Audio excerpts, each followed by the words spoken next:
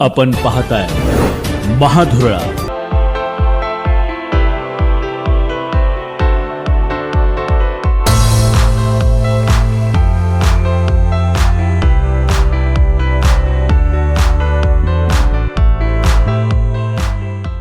नमस्कार. महाधुरळा यूट्यूब चॅनलमध्ये मी गुरु बाळमाळे आपल्या सर्वांचं मनापासून स्वागत करतोय. 9 फेब्रुवारीला निकाल लागला जिल्हा परिषदेचा.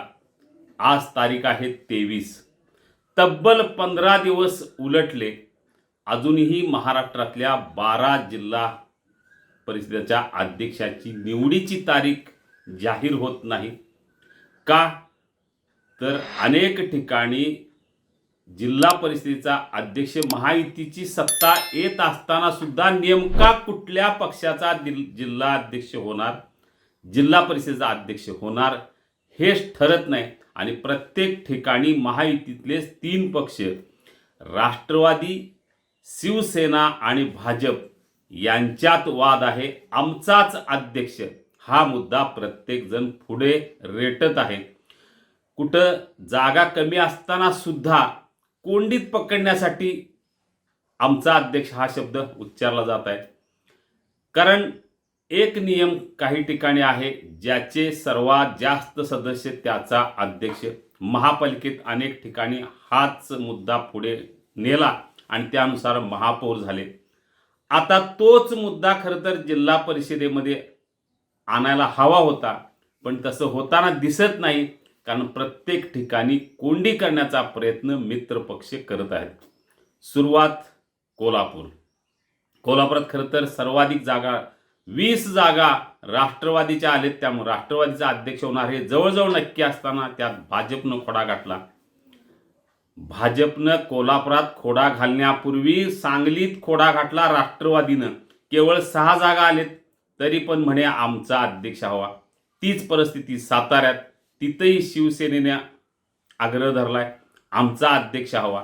जे कमी जागा असताना सुद्धा आमचा अध्यक्ष हवा हा एक मुद्दा. आणि दुसरा मुद्दा, निवडणुकीत मित्रपक्षांनी आपला जो काय अजेंडा होता तो राबवताना मित्रपक्षांना त्रास दिला आणि समोरच्या महाविकास आघाडीच्या जादा जागा अनेक ठिकाणी निवडून आल्या.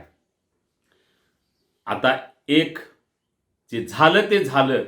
आता काय पुन्हा निवडणुका होणार नाहीत या जिल्हा परिषदेच्या, म्हणून एकत्र येण्याऐवजी आता बघतोच कसं पुढं जात आहे अशीच भूमिका मित्रपक्षांनी घेतलेली आहे. त्यामुळंच कोल्हापूर, सांगली, सातारा या 3ही जिल्हा परिषदेच्या अध्यक्षाची निवड होत नाही. आणि या 3 निवडीमुळं अख्ख्या राज्यातल्या 12 जिल्हा परिषदेच्या अध्यक्षपदाची निवडीची तारीख जाहीर केली जात नाही. 15 दिवस उलटले तरीही ही तारीख जाहीर केली जात नाही. जे सरकार किती आपल्या पक्षाचा विचार करते हे याच्यावरून लक्षात येते. कारण यांचं मिटेना म्हणून त्यांनी तारीख जाहीर करणार. आज ना उद्या तारीख जाहीर करावीच लागेल. आणि जेव्हा ही तारीख जाहीर होईल तेव्हा या हालचालींना गती येतील हे नक्की आहे. कोल्हापुरात राष्ट्रवादीचा जिल्हा परिषदेचा अध्यक्ष होणार हे 100% आहे. कारण मंत्री मुश्रीफ यांनी असं जाहीर केलं की 6 महिन्यापूर्वीच आमचं ठरले.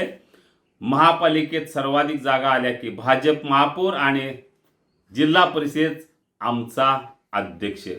मग जर 6 महिन्यापूर्वीच ठरला असेल तर आता 15 दिवस उलटले तरी साधी एक पण बैठक का होत नाही? हे बैठक लावण्याचं धाडस का केलं जात नाही? त्याच्या मागं मोठं कारण आहे. ज्या दिवशी बैठक होईल त्या दिवशी खडाजंगी नक्की आहे. राग काढणार आहेत. जनसुराज्य त्यात आघाडीवर आहे. जनसुराज्य पक्ष राग काढणार आहे. शिवसेना राग काढणार आहे. भाजप सुद्धा राग काढणार आहे. कोणावर? तर राष्ट्रवादीवर. त्यामुळं बैठक होईना. या उलट सांगलीची स्थिती, सांगलीत 6 जागा राष्ट्रवादीत आलेत. 6च्या 6 वेगवेगळ्या गटाच्या. तिथं 5 जण एकीकडे आहेत, 6वा दुसरीकडे आहे. त्यामुळं प्रत्येक गट काय भूमिका घेणार हे महत्त्वाचं आहे. राष्ट्रवादी तिथं फूट पडणार जर महायुतीचा अध्यक्ष होत असेल तर. नाही झाला, महाविकास आघाडीचा होत असेल तर मात्र फूट पडण्याची चिन्ह कमी आहेत. फूट पाडण्याचा प्रयत्न अगदी झालाच. राष्ट्रवादी रोहित पाटील आमदार यांच्याच गटात फूट पाडण्याचा प्रयत्न झाला पण तो अयशस्वी झाला. आता दुसऱ्या अजित पवार राष्ट्रवादी गटात 6 गट आहेत, तिथेही फूट पाडण्याचा प्रयत्न सुरू आहे, पण त्याला अजून यश आलेलं नाही. साताऱ्यात तेच आहे. आता मंत्री शंभूराज देसाई थोडं शांत झालेत, कारण तिथं आता थेट उपमुख्यमंत्री एकनाथ शिंदे यांनी या वादात उडी घेतलेली आहे, सबुरीचा सल्ला दिलेला आहे. त्यामुळे काही प्रमाणात साताऱ्याचा प्रश्न 2-3 दिवसात सुटण्याची चिन्ह अधिक आहेत. आता कोल्हापूर काय होणार आणि सांगली काय होणार, एक वेळ कोल्हापूरचा प्रश्न सुटण्याची चिन्ह अधिक आहेत, कारण तिथं राष्ट्रवादी सर्वाधिक जागा असल्यामुळे त्यांचा दावा योग्य आहे. पण सांगलीत काय, सांगलीत 6 जागा आहेत आणि तिथं राष्ट्रवादीला अध्यक्षपद पाहिजे आहे. मग शिवसेना तरी मागे कशाला राहते, त्यांनी ही मागणी केली, आम्हाला पण अध्यक्षपद पाहिजे. या सगळ्या घोळात महाविकास आघाडी मात्र सांगलीत फास्टात आहे, कारण ती जागा त्यांच्याकडे आहेत. जागा हवी फक्त 1 किंवा 2 तेवढ्या जागा मिळण्याची शक्यता आहे, कारण शिवसेनेचा एक सदस्य निवडून आला आहे. जे राष्ट्रवादीला अध्यक्षपद शरद पवार गटाला, उपाध्यक्षपद काँग्रेसला आणि महत्त्वाचं सभापतीपद शिवसेनेला, जनसुराज इथं त्यांच्यासोबत येण्याची शक्यता कमी आहे. त्यामुळं राष्ट्रवादी अजित पवार गटाचे काही जण त्यांच्यासोबत निश्चितपणे जातील. म्हणजे सांगलीत राष्ट्रवादी शरद पवार गटाची महाविकास आघाडीची सत्ता येणार हे जवळजवळ नक्की आहे, जर काही मोठी राजकीय घडामोड घडली नाही तर. कोल्हापुरात मात्र महायुतीची सत्ता येणार हे नक्की आहे.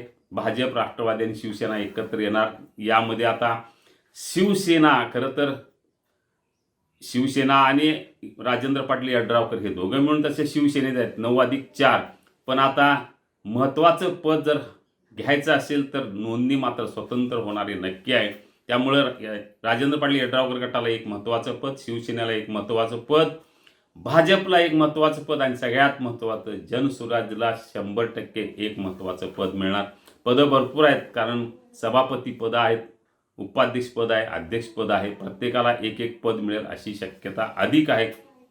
त्यामुळे तो तोडगा निघेल आणि कोल्हापूरचं अध्यक्षपदाचं त्रांगडं जे 15 दिवस सुरू आहे ते मिटेल या आठवड्यात, कारण आता सगळे मंत्री, सगळे आमदार अधिवेशनामुळं एकत्र आहेत, मुंबईत आहेत. त्यामुळे एकत्र असल्यामुळं बैठक होणार, चर्चा होणार हे नक्की आहे.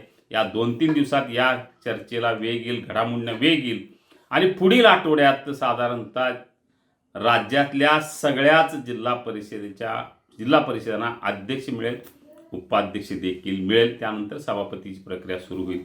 त्यामुळे आता वाद ताणला गेलाय. 15 दिवस झाले वाद ताणला जातोय पण आता तो मिटण्याची चिन्ह अधिक आहेत. या सगळ्या ह्याच्यात कोल्हापुरात मंत्री मुश्रीफ 20 आणि आमदार सतेज पाटील 15-35 सत्तेपर्यंत गाडी जाते. पण हे धाडस आज तरी मंत्री मुश्रीफ करतील असं वाटत नाही. पण जेव्हा फारच आग्रह किंवा फारच कोंडी जर महायुतीची झाली तर एक भीती ते निश्चित दाखवू शकतील. मी आणि सतेज पाटील आम्ही दोघं एकत्र येऊन सत्ता स्थापन करू शकतो, पण त्याची शक्यता फार कमी आहे. महायुतीला सोबत घेऊनच मंत्री मुश्रीफ सत्ता स्थापन करतील, राष्ट्रवादीचा अध्यक्ष होईल हे नक्की आहे. बघूया आता नेमकं काय होतंय. पण एकच आहे, कोल्हापूर, सांगली, सातारा राष्ट्रवादीचा अध्यक्ष होणार फक्त राष्ट्रवादी अजित पवार गट, राष्ट्रवादी शरद पवार गट हे नक्की आहे. भाजपला एखाद्या ठिकाणी शक्यतो साताऱ्यात भाजपला अध्यक्षपद मिळेल, कारण तिथं आता उपमुख्यमंत्री एकनाथ शिंदे यांनीच पुढाकार घेतलाय. थोडं शांतता तिथं झालेलं आहे. मिटेल 2-3 दिवसात आणि अनेक दिवस तटलेलं, अनेक दिवस वाद धुमसत असलेलं अंतर्गत, कारण उघड अजूनही बैठकच होत नाही, त्यामुळे उघड वाद होणार हे नक्की आहे. ज्या दिवशी बैठक होईल त्या दिवशी बघूया आता बैठक कधी होणार, तोडगा काय निघणार. तोडगा हाच निघणार ज्याचे सर्वाधिक त्याचा अध्यक्ष, त्यानंतर उपाध्यक्ष आणि सभापती पद. त्यामुळे पुढच्या आठवड्यात निवड होईल नव्या अध्यक्षांची, उपाध्यक्षांची. पाहूया नेमक्या राजकीय काय हालचाली होणार. आता आपल्याला अशाच राजकीय घडामोडी हव्या असतील तर आत्ताच सबस्क्राईब करा महाधुरळा यूट्यूब चॅनल. धन्यवाद.